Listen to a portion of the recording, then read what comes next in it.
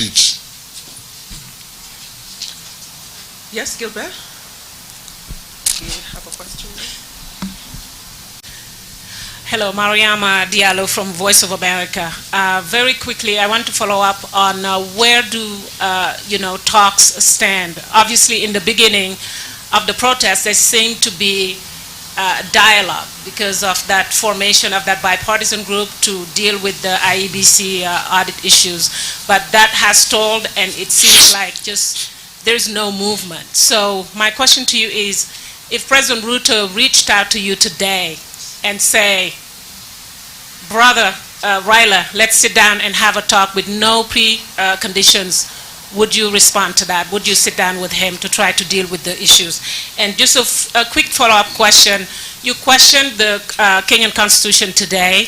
You used very strong words, obviously, towards accusations towards the police, not feeling protected by that police that is supposed to protect you as a Kenyan and that is supposed to protect you, your people or protesters. What would you like to see happen? Thank you.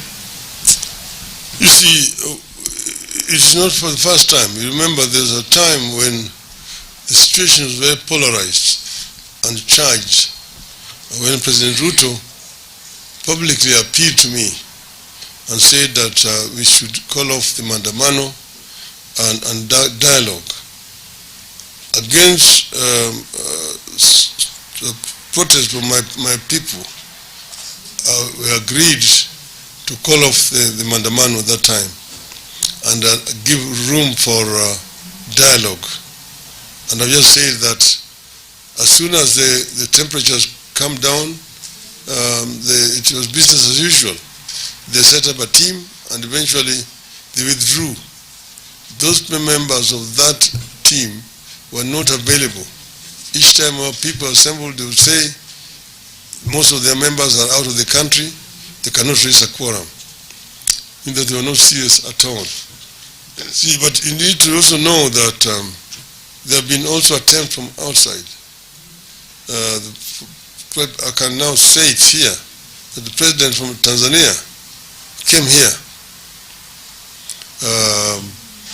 2 weeks ago at the invitation of President Ruto to mediate. And she was kept waiting, not from our side. We were available, but the other side was not available. She spent 2 nights here, and it was all in vain. Other people have tried. Right now I know that other people are also trying, but he's the one who's resisting. So he basically knows what he wants.